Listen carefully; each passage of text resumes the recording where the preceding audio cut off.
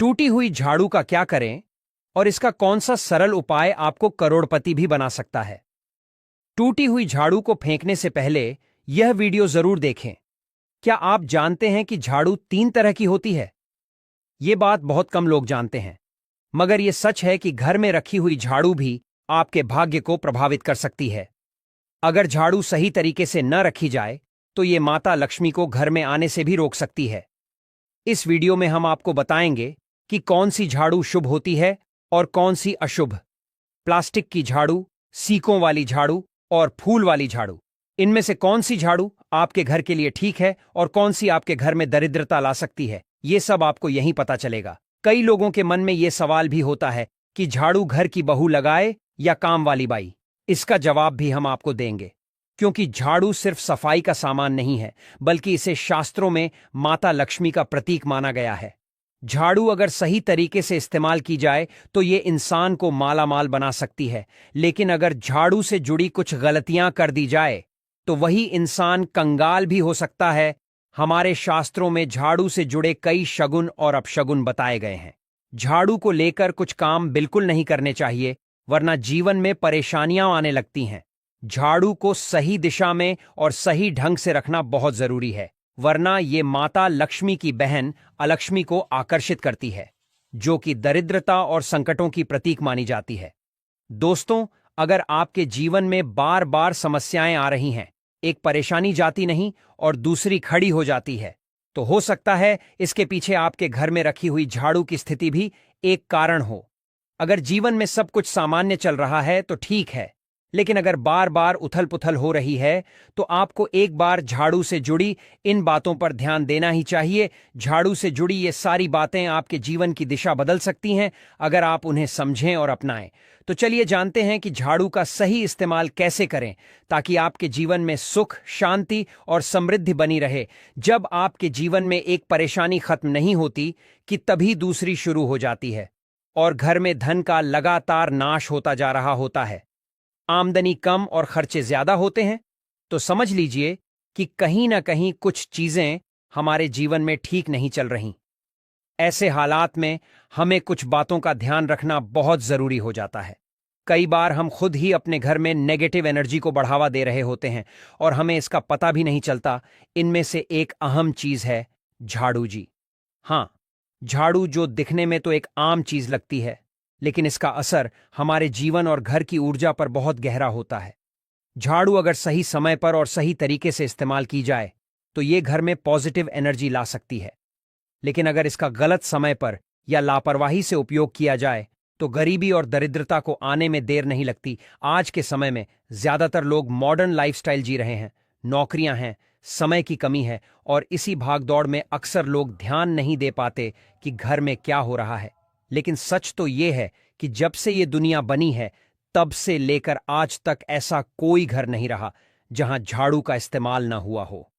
फर्क सिर्फ इतना है कि कुछ लोग इसे सही तरीके से इस्तेमाल करते हैं और कुछ गलत, और इसी से तय होता है कि घर में सुख आएगा या दुख। बहुत से लोग झाड़ू को सही जगह नहीं रखते, उसे कहीं भी टिका देते हैं, उल्टा सीधा समय देखकर झाड़ू लगा देते हैं, जिससे घर में नेगेटिविटी फैलती है। हम आपको यही सुझाव देंगे कि अगर सुबह झाड़ू लगाना आपके लिए मुश्किल है तो कम से कम शाम को झाड़ू जरूर लगाएं। घर में गंदगी जमा न होने दें, और अगर आपने कचरा इकट्ठा कर लिया है तो उसे शाम के बाद घर से बाहर न फेंकें, क्योंकि यह भी अशुभ माना जाता है। अब बात आती है झाड़ू खरीदने की। आपको यह भी जानना जरूरी है कि झाड़ू किस पक्ष में और किस दिन खरीदनी चाहिए। कुछ दिन ऐसे होते हैं जब झाड़ू खरीदना अशुभ माना गया है। इन बातों को ध्यान में रखकर अगर आप झाड़ू का इस्तेमाल करते हैं तो यकीन मानिए आपके घर की परेशानियां हैं धीरे धीरे कम होने लगेंगी और सुख समृद्धि के द्वार खुलने लगेंगे। कौन से दिन आपको झाड़ू को खराब होने के बाद अपने घर से बाहर फेंकना है और कौन से दिन आपको नई झाड़ू का प्रयोग करना है। सबसे पहले हम आपको बता, नई झाड़ू निकालने के लिए घर में सबसे शुभ दिन होता है शनिवार का दिन। आप झाड़ू जब भी खरीद कर लाएं तो उस झाड़ू का उपयोग सबसे पहले आपको शनिवार के दिन करना है। आपने उसको जब भी खरीदना हो उसमें कोई दिक्कत नहीं है, लेकिन आपको उसको खरीदना है तो आपके कुछ बातों को ध्यान रखना है। जब भी आप झाड़ू खरीदें, सोमवार, मंगल, बुध, बृहस्पति, शुक्र, शनिवार एक सप्ताह में 7 दिन होते हैं। सोमवार, बुधवार, गुरुवार और शुक्रवार यह सौम्यवार माने जाते हैं। इस दिन आपको भूलकर भी झाड़ू नहीं खरीदनी है। आपको रविवार, मंगलवार और शनिवार यह क्रूरवार होते हैं। इस दिन झाड़ू खरीदना हमारे लिए बहुत ही ज्यादा फायदेमंद होता है। दीपावली पर या फिर कोई भी त्योहार के दिन अगर आप झाड़ू खरीदेंगे, अपने घर में लेकर आएंगे, तो यह आपके लिए इतना शुभ और लकी होगा कि आपने सोचा ही नहीं होगा। झाड़ू हमेशा कड़े वारों में ही आपको खरीदनी है। सौम्य वारों पर झाड़ू खरीदने से हमारे घर में धन की हानि होना शुरू हो जाती है। और नई झाड़ू आप जिस भी दिन खरीदे, अगर पॉसिबल है तो शनिवार के दिन नई झाड़ू का अपने घर में इस्तेमाल करने की कोशिश करें। यह आपके लिए धन संपदा के आगमन का स्रोत बनेगी। अब आपको बताएंगे कि कौन से कोने में हमें झाड़ू को रखना चाहिए। कौन से ऐसे कोने हैं जहां पर झाड़ों को भूलकर भी नहीं रखना है। हम जिसको पूजा रूम बनाते हैं, ईशान कोण, हमारा जो नॉर्थ ईस्ट कोण होता है, जिसको हम ईशान कोण कहते हैं, उसमें कभी भी आपको झाड़ू नहीं रखनी है। वहां पर पूजा का स्थल होता है और स्पेशली पूजा रूम में आपको बिल्कुल भी झाड़ू को नहीं रखना चाहिए। वरना अगर आप झाड़ू रखते हैं तो आपका जो देवस्थान होता है, वहां देव आगमन में बहुत सारी मुश्किलें आना शुरू हो जाती हैं और आपके घर में दुर्भाग्य चलकर आता है और आपके घर में नेगेटिविटी प्रवेश करने लग जाती है। इसे बिल्कुल गांठ मारकर बांध ले कि आपको भूलकर भी ईशान कोण में झाड़ू को नहीं रखता है। अब आप लोग सब सोच रहे होंगे कि ईशान कोण में झाड़ू को ना रखें तो फिर कहां पर हम झाड़ू को रख सकते हैं। तो झाड़ू रखने का सबसे अच्छा स्थान है घर का दक्षिण पश्चिम कोण, यानी कि साउथ वेस्ट कॉर्नर, जिसको हम नेतृत्व कोण भी कहते हैं। दोस्तों, नेतृत्व कोण में अगर आप झाड़ू रखेंगे तो इससे माना जाता है कि माता लक्ष्मी का आपके घर में वास होना शुरू हो जाता है। माता लक्ष्मी आपके घर में आने लग जाती। ऐसा माना जाता है कि नेतृत्व कोण घर के मालिक का स्थान माना जाता है। इसीलिए नेतृत्व कोण में अगर आप झाड़ू रखेंगे तो आपके घर का जो मालिक होता है वह दिन दुनी रात चौगुनी तरक्की करता है। अब बात करते हैं कि घर में आखिर झाड़ू कौन से समय पर लगाना चाहिए। घर में झाड़ू लगाने, पोछा लगाने का आखिर में क्या उचित समय है। हमारे वेद पुराणों में 4 समय बताए जाते हैं।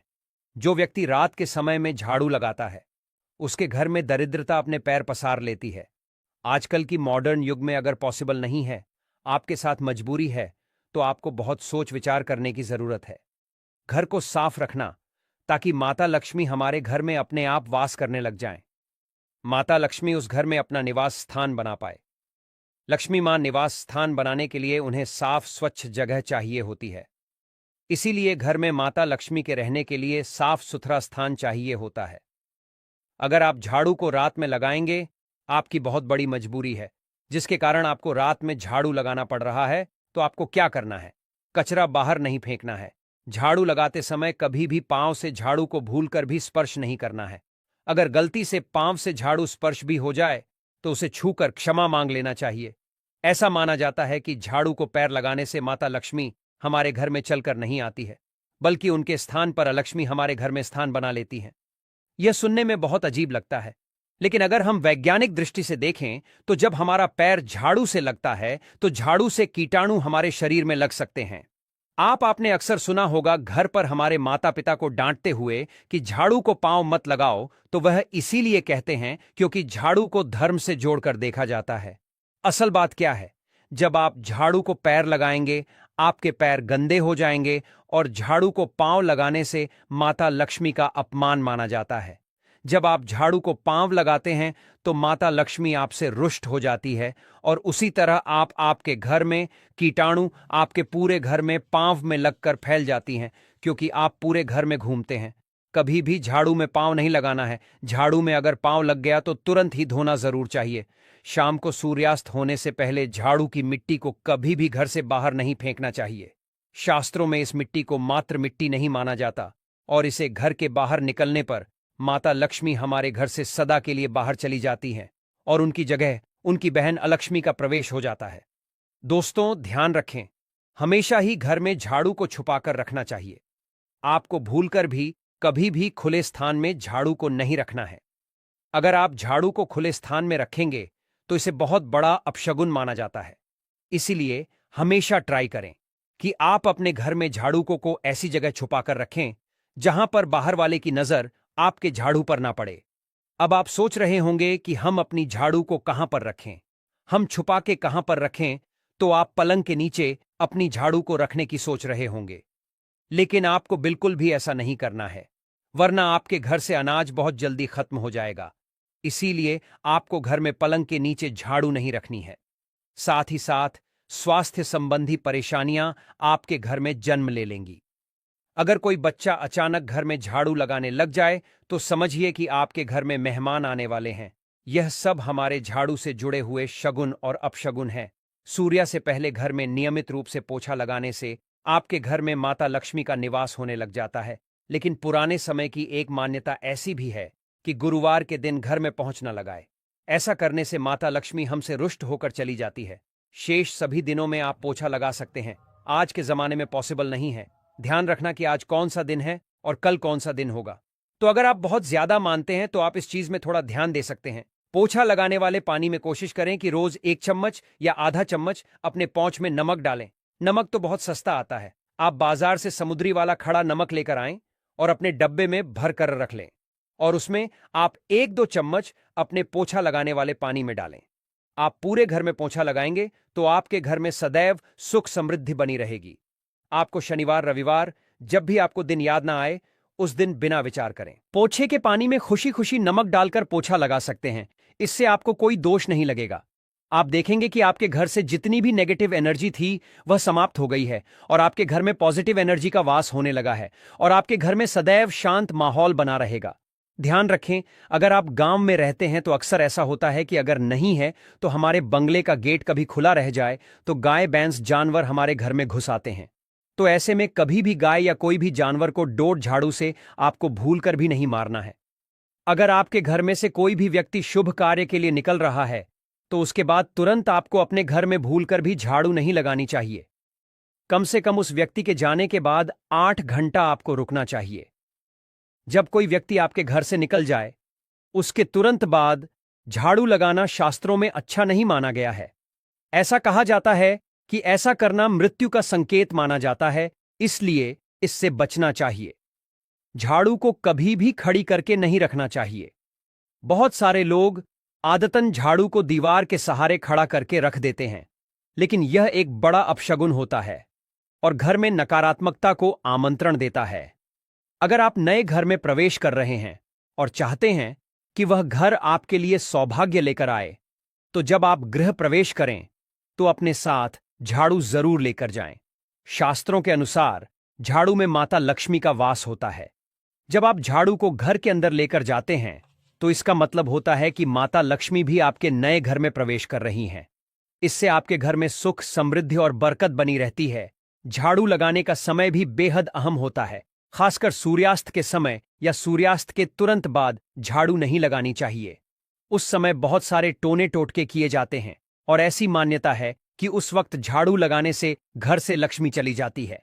अगर आप चाहते हैं कि आपके घर पर बुरी नजर न लगे और नकारात्मक शक्तियों का प्रवेश न हो, तो आप एक छोटा सा उपाय कर सकते हैं। रात के समय जब सब सोने की तैयारी में हों, तब अपने घर के मुख्य दरवाजे के सामने एक झाड़ू रख दें। ऐसा करने से जो भी नेगेटिव एनर्जी घर के आसपास होती है वह उस झाड़ू में समा जाती है और घर से दूर हो जाती है। लेकिन याद रखें, सुबह होते ही उस झाड़ू को वहां से हटा दें और उसे कहीं छुपा कर रख दें ताकि किसी की नजर न पड़े। इसके साथ ही अगर आप माता लक्ष्मी की कृपा पाना चाहते हैं तो एक बहुत ही खास उपाय और है।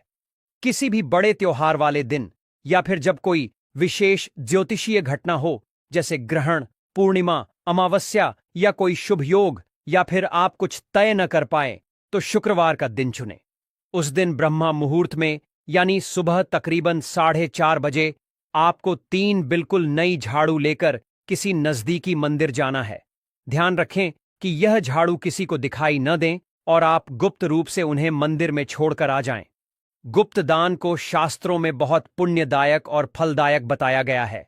इस उपाय को करने से एक दिन पहले 3 नई झाड़ू बाजार से खरीद लें और उन्हें अपने घर में रख लें। अगली सुबह ब्रह्मा मुहूर्त में उठें और चुपचाप बिना किसी को बताए मंदिर जाकर झाड़ू वहां छोड़ दें। यह छोटा सा काम अगर आप श्रद्धा और नियम से करते हैं तो माता लक्ष्मी की कृपा निश्चित रूप से आपके जीवन में बनी रहेगी और आप धीरे धीरे उसका असर भी महसूस करने लगेंगे। भक्तों, यह तमाम जानकारी जन रुचि को ध्यान में रख कर दी जा रही है। वास्तुशास्त्र के उपाय को अपनी आस्था और विश्वास पर आजमाएं। हमारा चैनल इस वीडियो के द्वारा किसी भी प्रकार का कोई दावा नहीं करता है। आज की यह जानकारी अगर आपको पसंद आई हो तो इस वीडियो को एक लाइक करके आपके अपने चैनल को सब्सक्राइब कर लें। दोस्तों, बोलो पार्वती पते हर हर महादेव।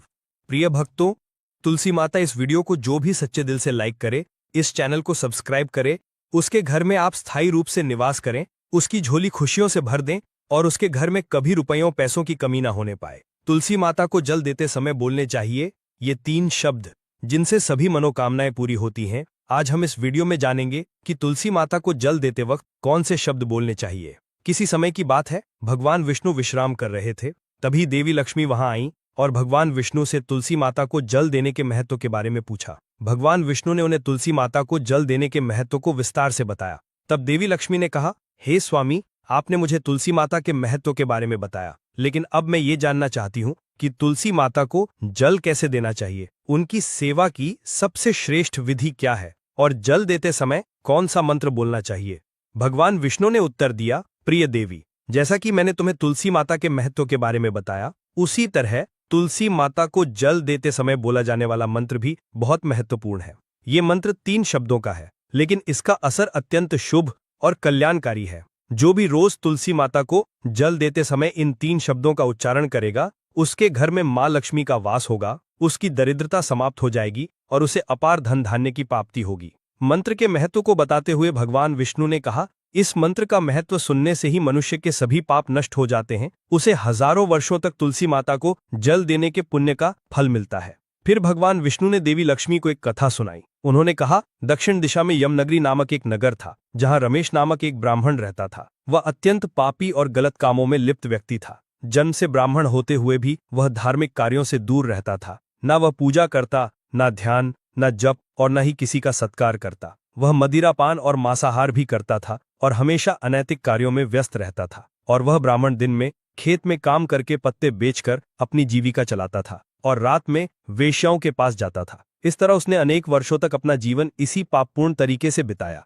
फिर एक दिन वह दुर्बुद्धि ब्राह्मण पत्ते इकट्ठा करने के लिए एक आरशी की वाटिका में पहुंचा और पत्ते तोड़ने लगा। तभी एक काले सर्प ने, जो काल के रूप में वहां उपस्थित था, उसे काट लिया। उसी समय उसकी मृत्यु हो गई। उसकी मृत्यु के तुरंत बाद यमराज के दूत वहां प्रकट हुए और उसकी आत्मा को लेने के लिए आए। वे उसे यमलोक ले जाने लगे। मार्ग में वह ब्राह्मण यमदूतों के सामने रोने और विलाप करने लगा। उसने कहा, हे दूतों, मुझे कहाँ ले जा रहे हो? मुझे छोड़ दो, मेरे प्राण बचा लो। लेकिन यमदूत बोले, अरे पापी ब्राह्मण, तेरे दुष्कर्म के कारण तुझे ये दंड मिला है। अब यमराज तुझे घोर नरक में डालेंगे। यमलोक पहुंचने पर चित्रगुप्त ने उस ब्राह्मण का पूरा लेखा जोखा प्रस्तुत किया। उन्होंने कहा, हे धर्मराज, इस ब्राह्मण ने अपने पूरे जीवन में केवल पाप किए हैं, इसने कभी कोई पुण्य कार्य नहीं किया। धर्मराज ने दूतों से कहा, हे दूतों, इस घोर पापी ब्राह्मण को नरक में डाल दो, इसे अपने कर्मों का फल भोगना होगा। यमदूत उस ब्राह्मण को नरक में ले गए और उसे भयंकर अग्नि में धकेल दिया। वह कई वर्षों तक नरक की यातनाएं सहता रहा। इसके बाद उसे अगले जन्म में बैल के रूप में जन्म मिला।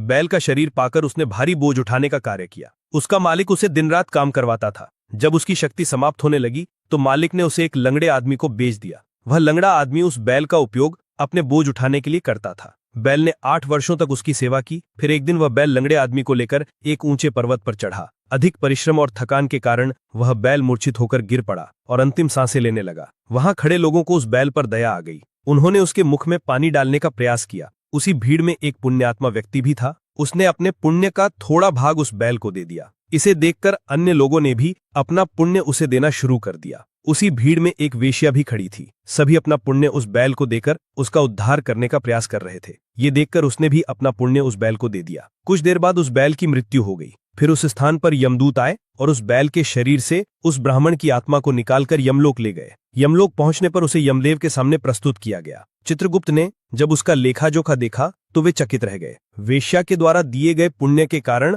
उसके सभी जन्मों के पाप नष्ट हो चुके थे।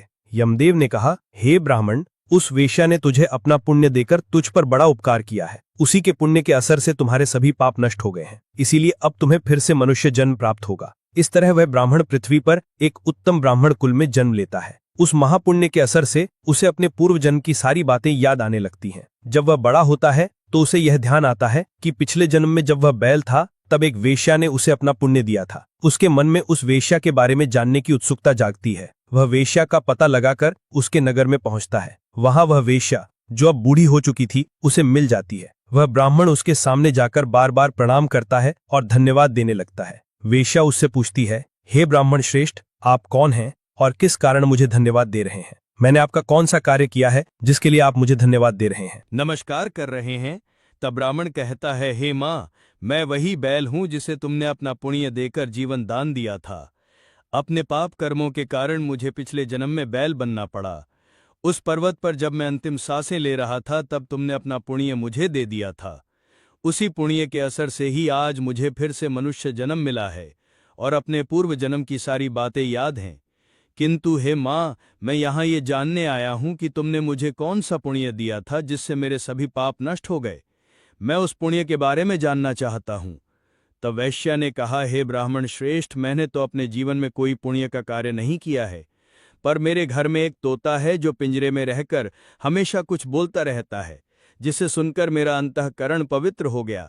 वही मंत्र मैंने आपको पुण्य स्वरूप दान किया। फिर वो वैश्य और ब्राह्मण उस तोते के पास गए और उससे पूछने लगे, हे शुक, तुम कौन सा मंत्र बोलते हो जिससे हमारे जीवन का उद्धार हुआ? ये मंत्र तुम्हें किसने सिखाया और इसका क्या अर्थ है? तब उस तोते ने अपने पूर्व जन्म का वृत्तांत सुनाना शुरू किया। वो बोला, हे ब्राह्मण श्रेष्ठ, पिछले जन्म में मैं एक ब्राह्मण था। मुझे अपने ज्ञान का बहुत घमंड था। मैंने कभी गुरुजनों का सम्मान नहीं किया बल्कि उनका बार बार अपमान किया। अपने अहंकार के कारण मेरा स्वभाव क्रोधी और द्वेषपूर्ण हो गया। मैं सभी को तुच्छ समझने लगा और विद्वानों का भी अपमान करता था। कालांतर में मेरी मृत्यु हो गई और मुझे यमलोक ले जाया गया। पूज्य व्यक्तियों और गुरुजनों का अपमान करने के कारण मुझे तोते के कुल में जन्म लेना पड़ा। तोते के रूप में जन्म लेने के बाद छोटी अवस्था में ही मेरे माता पिता का साथ छूट गया। मैं अकेला पेड़ के डाल पर बैठकर रो रहा था। तभी कुछ मुनि उस मार्ग से जा रहे थे। उन्होंने मेरी दयनीय स्थिति देखी और मुझे अपने आश्रम ले आए। आश्रम में उन मुनियों ने मुझे एक सुंदर पिंजरे में रखा और मेरी देखभाल की। वे मुझे प्रतिदिन भोजन कराते और मुझसे स्नेह करते थे। उस आश्रम में वे मुनि, उनकी पत्नियां और बच्चे प्रतिदिन तुलसी माँ के पौधे को जल अर्पित करते और एक मंत्र का जाप करते थे। उनके मुख से बार बार वो मंत्र सुनकर मैंने उसे याद कर लिया। तब से मैं उसी मंत्र का जाप करता हूँ। इस मंत्र के असर से मेरे जीवन में सकारात्मक बदलाव आने लगे। मुझे अपने कर्मों का पश्चाताप हुआ और मेरी मृत्यु भी टल गई। मेरी आयु 100 वर्ष हो गई और इतने वर्षों तक मैं जीवित रहा। एक दिन रात के समय एक चोर उस आश्रम में आया और मुझे वहां से चुरा लिया। बाद में इस वैश्या ने उस चोर से मुझे खरीद लिया। वैश्या के घर आने के बाद भी मैं वही मंत्र बोलता रहा। इस मंत्र को सुनकर इस वैश्या का अंतःकरण पवित्र हो गया। उसने अपना पुराना जीवन छोड़कर भगवान विष्णु की भक्ति करनी शुरू कर दी। हे ब्राह्मण देव, इसी मंत्र के असर से मेरे और इस वैश्या के सभी पाप नष्ट हो गए। यही मंत्र आपको भी पाप मुक्त कर चुका है।